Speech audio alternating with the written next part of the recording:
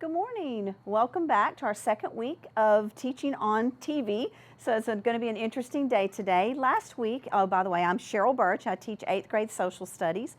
And today we are going to be continuing with our lesson on the tribes of Mesoamerica and South America. Last week we talked about the Maya. Well, today we're going to start off by talking about the Aztec, and we're going to end talking about the Incas. So let's talk about the Aztec first. As we said last week, what we're doing, if you're preparing and taking your notes, is you want to have a 3-column chart. The 3-column chart is going to have your origins on one side, your achievements and your culture and in the middle, and then you're going to have why did the society decline on the end. And if you look over to the side over there, you'll see that we have a large version of the chart in order for you to be able to see the large version of the chart. So it'll give you an example of what to look at. So let's start off by talking about the Aztec. The Aztec settled in central and southern Mexico. Now, the interesting thing about where they settled is if you look at the map here, you'll see that they settled near Lake Texcoco. And they settled on an island in the middle of theirs where that's where they put their capital, which we'll get back to that in just a minute, why they're going to do something very interesting that has to do with that. Now, the Aztecs built a very strong empire, and they did that by concentrating on 3 different things. The first thing is they were great warriors. So the key factor for their rise to power was the fact that they were very strong militarily, and they could take over other groups of people very easily. Another thing that they did when they took someone over is they demanded tribute. Now, when you hear the word tribute, that sounds like something good. Well, for them, for the Aztecs, it was good, but for the people that they took over, maybe not so much. But they demanded tribute payments of cotton or gold or food, whatever the good was of the people that they took over. They demanded that they give that to them, and they demanded it for loyalty's sake. They wanted the people to understand that they were in charge. And the next thing that made them very successful was trade. They had a huge trade network, and they had lots and lots of merchants. And some of them doubled as spies. So some of the merchants, you might be a little angry that this group of people came in and took you over. Well, the Aztecs incorporated some of them to be spies in order to take them back and give them information. Now, the Aztec social structure. Last week we talked about the Mayan social structure and what went on with that. If you look over here at our chart, you'll see that the Aztec had a very similar social structure, but they had an emperor at the top, they had nobility and priests, merchants, artisans, and soldiers, farmers, and then, of course, they had at the very bottom, they had their slaves. Now, the emperor, of course, was the most influential, important person in the Aztec social structure, all the way down to the majority of the people were farmers and laborers.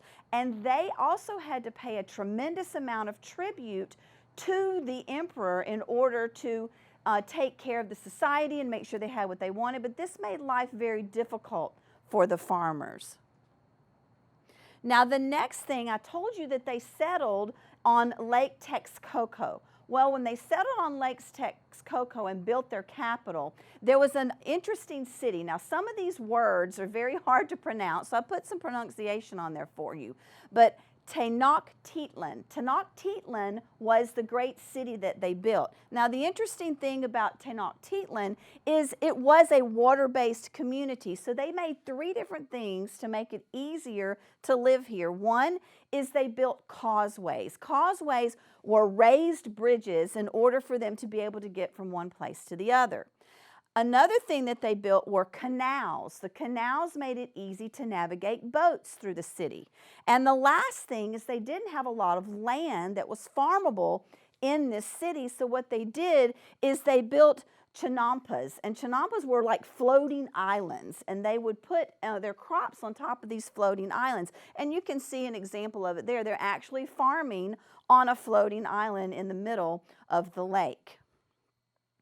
Aztec achievements. The Aztec, like the Maya, were very artistic. and they had lots of achievements, jewelry, mask. They actually had very colorful clothing, very colorful cloth. If you see the beaded jewelry and the beautiful bright colors, and then you'll see the beautiful feathers on the mask. They loved bright colors, and their culture was all about making sure that everything was beautiful. They also were into, just like the Maya, astronomy. They had a calendar, detailed written records. An interesting thing about them is they had a great oral history tradition. Now, the thing about this oral history tradition is they liked to tell riddles. So they had very funny riddles and sometimes very serious riddles, but it was something that was very big in their culture. Aztec religion. Last week when we talked about the Mayan religion, we also talked about the fact that they did human sacrifices. The interesting thing about the Maya is the Maya, remember, an individual person could pierce their tongue or their fingers, and they could give like a small blood sacrifice. Well, the Aztec were a little bit more serious about doing their sacrificial things. They had many human sacrifices, and the priest would slash open the victim's chest, take out the human heart, and feed it to the gods. Now, that is very similar to what the Mayans did. However, what you need to notice in bright red there is that the Aztecs did it over 10,000 times a year. That is a tremendous amount of people that are going to be sacrificed to the gods in order to keep them happy. So the Aztec took this sacrificial thing quite seriously, okay? And then you look there, it says to supply enough victims, the Aztecs would, have frequent battles in order to bring in those people that they would use in their sacrifices. So they wanted to keep those gods happy. Now, what happened to the Aztecs? Where did they go? It seems like they were very powerful. They, were very powerful warriors. They demanded tribute, so they had plenty of things to survive on.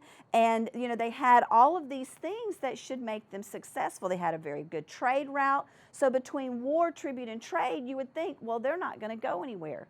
Well, the problem is it wasn't anything that they themselves did that caused their decline. If you look at our chart over here, you're going to see it was someone coming in from the outside. These were Spanish conquistadors. One of the funnest words to say when you teach social studies is the word conquistador. It's basically a Spanish explorer. Now, the interesting thing about the Spanish explorers is they had 3 reasons for being Spanish explorers, because this is a very dangerous thing to do. But they were inspired, 1, to seek adventure. They wanted to go out on the high seas and go see new lands that they'd never seen before. So that was the first thing that they wanted to do. The second thing, what doesn't inspire a man other than wealth and riches? To find wealth, to find gold, to conquer land. All of those things were extremely important to the Spanish conquistadors. So we've got them looking for adventure, they're in search of land, and all of those things. Now, the last thing is very interesting, is they wanted to convert the natives to Catholicism. Now, probably the reason that they decided to do this is to convince the people of Spain to give them money. Not only are we going for, adventure and to find land and gold in order to claim it for Spain, but they wanted the people to invest the money. Well, the investors were very into the Catholic religion, so they convinced them there are going to be lots of these people there that we are going to convert to Catholicism. So this is a religious conquest as well. So those are the 3 reasons that the Spanish conquistadors wanted to go to Central America, South America, and eventually to North America. So how did they end up in the Aztec territory? Well, there was one particular man, his name was Hernan Cortes. Now, the interesting story about Hernan Cortes is the fact that he was a Spanish conquistador, and he just so happened to land in the Aztec region around 1519. Well, what was interesting about that is there was a king there named Montezuma. Now, Montezuma knew of the legend of the great god Quetzalcoatl. Now, Quetzalcoatl was a legendary god who had just so happened to have been predicted that he was going to come back around 1519. Well, the ironic thing is, when Hernan Cortes arrived, Montezuma, never seen someone who was European, automatically assumed that Hernan Cortes was the reincarnation of Quetzalcoatl. So he treated him as a god, so much so that he even gave him great wealth and great riches, offered him all of these things, and treated him as he was a god. But selfish as men can be, what happens is Hernan Cortes says, well, that's not enough. I want more. I want more of what you have. So what he does is he takes Montezuma as a prisoner. Well, of course, the people of the Aztec people are not very happy about that, so they start a war against the Europeans. Well, the Europeans, I think, were a little bit caught off guard by that, so the Aztecs are so enraged that they actually successfully drive Hernan Cortes and his men out of the Aztec region, but that only lasts a short period of time, because about a year later, the Spanish are going to return. This time, they bring three things with them. They bring the ability to take the natives that are in the surrounding area that may be angry at the Aztecs for taking them over. They get them to fight with them. And they bring better horses, and they bring weapons that are much stronger than the native weapons of the Aztec. But one thing that they brought with them consequentially, not on purpose, of course, but they bring something called smallpox. Smallpox, if you see the picture there, is a horrendous disease. This disease takes hold of the Aztecs people, and some estimates say that it killed up to 90% of some of the villages in the Aztec region. So you've got the Spanish coming in, they bring horses and weapons, they get, allies to fight with them, but most of the population of the Aztec is killed off by the great smallpox disease. So the Aztec are going to decline. So that brings us to our next group of people. So if you look at the bottom half of our chart over there, you are going to talk about the Inca. Now the Inca, again, are a very interesting group of people. Now what you're going to notice about them, if you look at the map here, is the Inca are not in Mesoamerica. This is Mesoamerica. The Inca are actually going to be located on the west coast of South America. So you're going to see them arise in South America, and they're going to start as a small tribe in the Andes Mountain, and they are going to encompass land that went from everything from coastal deserts to snowy mountains to fertile valleys and thick forests. So they had lots of different kind of land that the Aztecs that the Incas settled on. Now another interesting word to say when you're teaching is there was a leader of the Incas called Pachacuti. Now Pachacuti was his name actually means he who remakes the world. He was an extremely powerful Incan ruler, and he expanded the Incan Empire all along the coast of South America, on the western coast. Later leaders are actually going to follow his example. The main thing, or the main goal of Pachacuti, was to make sure that the people he conquered did not take power back from him. So he wanted to make sure that the people were in control, or that they were controllable. And he did this by making a strong central government. When he took someone over, he wanted to be assured that they were not going to try to take his power from him. So one of the ways that he did this is he would literally take the children of the leaders of whatever territory he took over. He would take their children, take them back to the capital city of the Inca, raise them, teach them the language, teach them the ways, and then those children would go back to their communities and teach them the way of the Inca. Another thing that he wanted to make certain of was that the people had a common language. He felt like a common language would bring the societies together. The common language that was taught and spoken by the people of the Inca tribe was Quechua. Quechua, and I have here some common Quechua phrases that you can try to say if you go back and review this and look at those.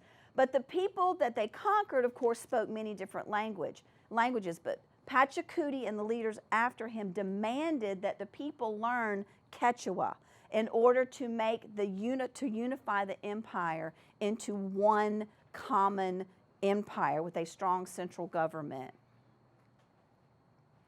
Another thing that the Inca had was a well-organized economy. The government strictly controlled everything. This is very different. I want you to think about this. We talked about the Maya, and in the Maya social structure, you noticed that in the Maya social structure, there were merchants and artisans and all those people, and there was a great trade network in both the Mayan culture and the Aztec culture. Well, if you look at the Inca pyramid, you're going to see that there are two classes. There's an upper class and there's a lower class. There were no merchants. There were no marketplaces set up. You couldn't go out and sell your own goods and make anything out of your own goods. Everything that you made, all the food that you grew, all the goods that you made, everything was given to the government. And the government decided how to distribute it, who got it, who didn't get it. This was a labor tax. You didn't pay your taxes with money. You paid your taxes through the labor and the goods that you produced. And this was called mita. So the people paid taxes and everything went to the government. Now imagine if you work and you create something or you sell something and you make something and everything that you make goes to the government and they decide who distributes it. Well, what happened with this kind of system is you're going to have a small upper class made up of your emperor and your nobles, and then you're going to have a lower class that they totally control. Those were your commoners and your farmers and your artisans and your servants. So everybody was there in order to serve the strong central government. Now, the problem with the downfall, or actually let's talk about the farmers a little bit first. The farmers actually had to build terraces on the land. If you look at it, a circular motion. They also raised llamas, and llamas will be important in just a moment. We'll talk about the reason why they raised llamas. They grew potatoes and maize and peanuts. So the farmers were very productive for the government. The Inca did have a very powerful religion. Now, the strange thing that you are going to hear about the Incan religion is they believed that their emperor was related to the sun god. Now, the thing about him being related to the sun god is they thought he never really died. So the unusual thing about him is the priest would make mummies out of any emperor that died, and they would literally take him to ceremonies and prop him up, give him some food and some gifts. It kind of reminds me of people that want to be, stuff me and put me by the fireplace and let me sit there. Well, that's literally what they did with the Incan rulers, is they thought they never really died, so they kept their bodies there in a mummified form. Very unusual. In their religious ceremonies, something very, very different about the Inca. Now, we talked about the Mayans and the fact that they, blood sacrifices, and we talked about the Aztec, 10,000 people a year that they would kill and sacrifice to the gods. Well, the Incas had sacrifices, but they didn't sacrifice people. They sacrificed, remember those llamas a few minutes ago that we talked about that the farmers raised? Well, they raised them because they actually used the llamas as a sacrificial animal. And they also would sacrifice cloth or food. I don't know about you, but out of the three, I think I'd rather be an Incan and not have the risk of being a human sacrifice. But they did sacrifice the llama, so you got to feel a little bit sorry for the llamas.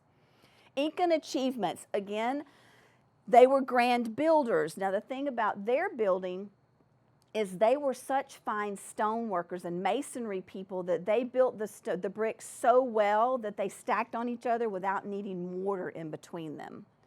And we're going to go and skip to this one, quipus. Quipus was probably they were great at record keeping by using knotted cords.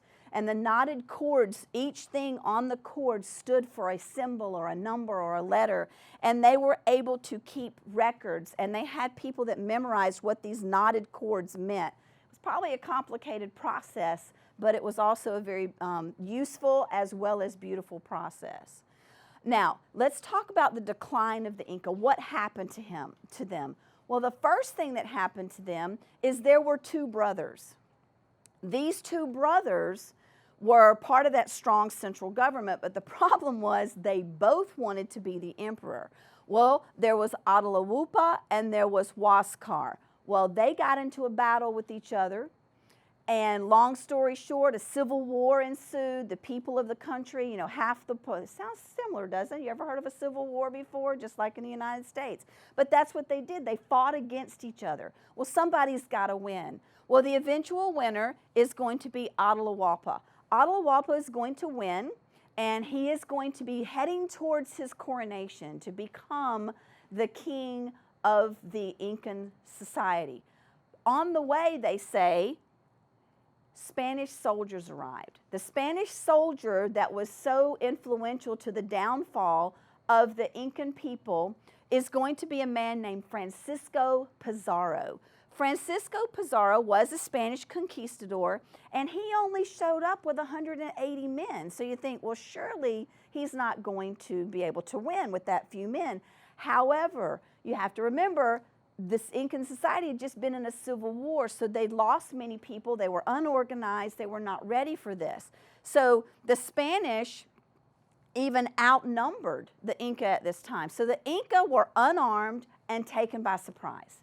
They had no idea what was coming. So Francisco Pizarro captured Atahualpa and killed thousands of Inca soldiers.